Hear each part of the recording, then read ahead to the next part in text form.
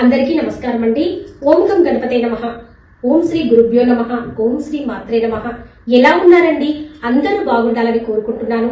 ఈ రోజు వీడియోలో ఓ ముదుసలి పేద దుర్గమ్మ భక్తురాలు కథ తెలుసుకుందామండి.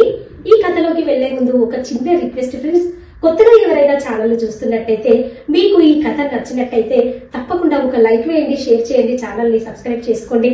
అలాగే మరవకుండా బెల్ బటన్ నొక్కి పెట్టండి ఫ్రెండ్స్. ఇక కథలోనికి వెళ్తే, ఒక పేదింటి ముదుసలి దుర్గమ్మ భక్తురాలు. ఆవిడ పేరు మాణిక్యాంబ. ఆవిడకి ఏ తోడు నీడ లేదు. ఒక్కతే తన పూరి గుడిసెలో ఉంటూ తనకొచ్చిన పెన్షన్ డబ్బులతో తన జీవనం కొనసాగిస్తూ ఉండేది. తను రోజు దుర్గామాతను పూజిస్తూ ఉండేది. సర్వమంగళ మాంగళ్యే శివే సర్వార్థ సాధికే శరణ్యే త్ర్యంబకే గౌరీ నారాయణీ నమోస్తుతే.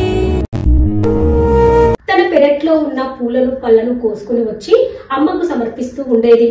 రోజు లేవగానే మాణిక్యాంబ ఇంటి పనులు ముగించుకుని స్నానం చేసి పెరట్లో ఉన్న పూలు పళ్ళు కోసుకుని వచ్చి అమ్మకు సమర్పించి అమ్మకు పూజ చేసుకునేది. అలాగే ఓ రోజు మాణిక్యాంబ పెరట్లో పూలు పళ్ళు కోసుకుని వచ్చి అమ్మకు సమర్పిస్తూ, అమ్మా, నాకు ఎలాంటి నైవేద్యాలు చేయడం రాదమ్మా. నాకొచ్చే వచ్చి రాని వంటతో నిన్ను బాధ పెట్టడం ఇష్టం లేక నీకు రోజు పూలు పళ్ళే పెడుతున్నా తల్లి, ఏమనుకోకమ్మా. ఈ పూలు పెట్టుకుని ఈ పళ్ళు తినమ్మా అంటూ అమ్మకు మనసారా దండం పెట్టుకుంటుంది. కాని మాణిక్యాంబ మనసు నిండా బాధ, కళ్ళలో నీళ్లు తిరుగుతూ ఉంటాయి. అమ్మా, నేనంటే నీకు రవ్వంతా ఇష్టమున్నా చాలమ్మా. అమ్మా, నీకు నా పైన ప్రేమ ఉందా అంటూ అమ్మను అడుగుతూ ఉంటుంది. మాణిక్యాంబ మనసులో బాధ, కళ్ళలో నీళ్లను చూసిన దుర్గమ్మ వెంటనే ఆ మాణిక్యాంబ ఇంటి ముందు ప్రత్యక్షమయ్యి మాణిక్యాంబ పక్కింటి శారద 25 ఏళ్ల అమ్మాయి రూపంలో మారి గొంతు సవరించుకుని, అమ్మా, పెద్దమ్మ, ఎక్కడున్నావమ్మా అంటూ లోనికి వచ్చేస్తుంది. దుర్గమ్మ పూజ చేస్తున్న మాణిక్యాంబ శారదను గుర్తుపట్టి, రా తల్లి, పూజ చేస్తున్నా, ఇక్కడికి రా అంటుంది. దానితో శారద దుర్గమ్మ పూజ చేస్తున్న మాణిక్యాంబ వద్దకు వస్తుంది. పెద్దమ్మ, ఈ రోజు శుక్రవారం కదా, అమ్మ దుర్గమ్మకు పూజ చేస్తుంది, పూలు కావాలంది, పూలు కోసుకుందామని వచ్చాను అంటుంది. దానితో మాణిక్యాంబ, శారద, పెరట్లో ఉన్నాయి, నీకు కావలసినన్ని పూలు కోసుకో, అలాగే నీకు నచ్చిన పూల మొక్కలు కూడా తీసుకెళ్లు తల్లి, అలాగే పళ్ళు కూడా కోసుకో తల్లి, నీకు కావలసినన్ని తీసుకెళ్లు తల్లి అంటుంది మాణిక్యాంబ. అన్నీ నన్నే తీసుకెళ్లమంటున్నావు, మరి రేపటి నుండి దుర్గమ్మకు ఏం పెట్టి పూజ చేస్తావమ్మా అంటుంది శారద.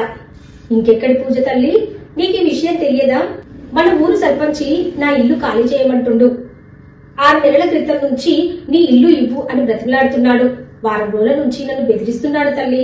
నిన్ననే వచ్చి అక్కడ ఇనపెట్ట మీద డబ్బు పెట్టి వెళ్లాడు. రేపు ఖాళీ చేయకపోతే బాగుండదని బెదిరించి వెళ్లాడు తల్లి.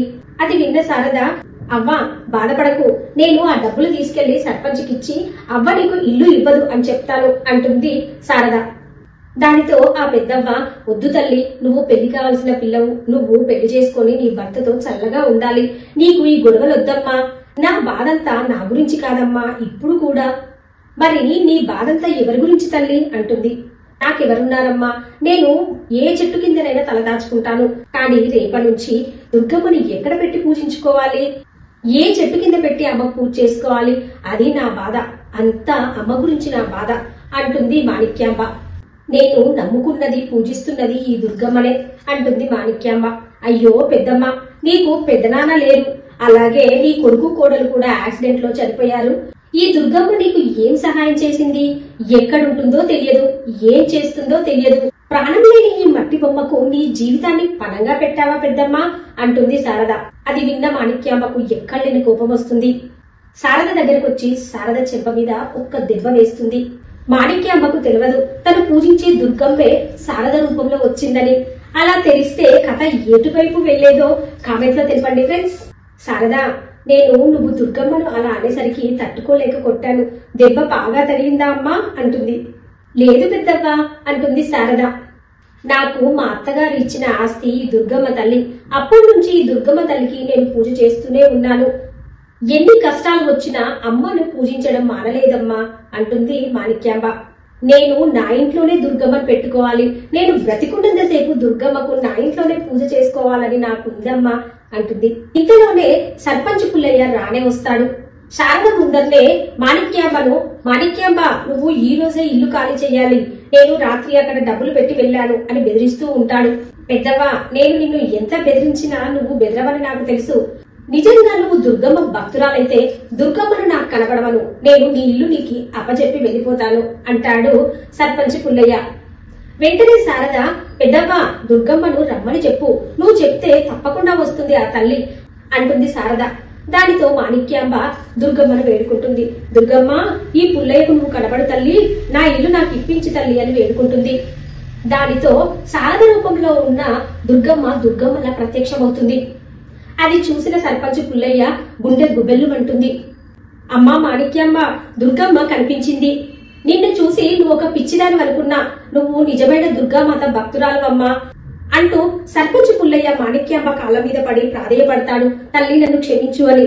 అలాగే దుర్గమ్మ పాదాలపై పడి, అమ్మా దుర్గమ్మ నన్ను క్షమించు తల్లి, నీ దర్శన భాగ్యం కలిగింది, నా జన్మ ధన్యమైంది, నేను ఇంకా ఊరిలో ఎవరిని బాధ పెట్టను తల్లి, నన్ను క్షమించు తల్లి అని దుర్గమ్మను వేడుకుంటాడు.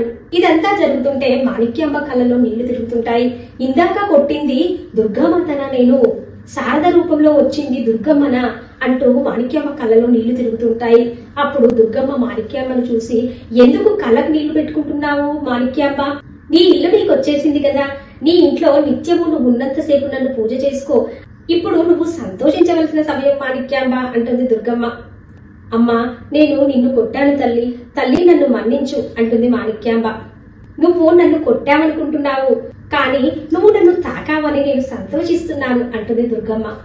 ఇలా పెద్దమ్మ తల్లి ముందు ఒక చిన్న పిల్లలా మారి తల్లితో మాట్లాడుతూ ఉంటుంది. ఇద్దరు సంతోషంగా అలా మాట్లాడుకుంటూ ఉంటారు. ఏ భక్తి కథ చూసినా నిజమైన భక్తులకు హంగులు ఆర్భాటాలు ఏమీ ఉండవండి. ధనం ఉంటేనే, డబ్బులు ఖర్చు పెడితేనే దైవానుగ్రహం కలుగుతుందనుకోవడం అపోహ. కడు పేదరికంలో ఉన్నా పర్వాలేదు, మనకున్న దాంట్లో ఆ దైవముకు ఉన్నంతలో ఏది ఉంటే అది సమర్పిస్తే ఆ దైవానుగ్రహం కలుగుతుందనడంలో ఎలాంటి సందేహం లేదండి. నిర్మలమైన నిశ్చలమైన భక్తితో ఆ దుర్గమ్మను ఎవరు ధ్యానించినా అమ్మదయ తప్పక ఉంటుంది. ఓం దుం దుర్గాయ నమః. ఇలాంటి భక్తి కథలు వినాలంటే వెంటనే ఛానల్ ని సబ్స్క్రైబ్ చేయండి, అలాగే లైక్ చేయండి, మీ మిత్రులకు షేర్ చేయండి, మరవకుండా బెల్ బటన్ యాక్టివేట్ చేసుకోండి ఫ్రెండ్స్. అప్పుడే నేను చేసే ప్రతి లేటెస్ట్ వీడియో మీ మొబైల్ కి నోటిఫికేషన్ రూపంలో వస్తుంది. ఉంటానండి. Thank you for watching. सर्वमंगल मांगल्ये शिवे सर्वार्थ साधिके शरण्ये त्र्यंबके गौरी नारायणी नमोस्तुते।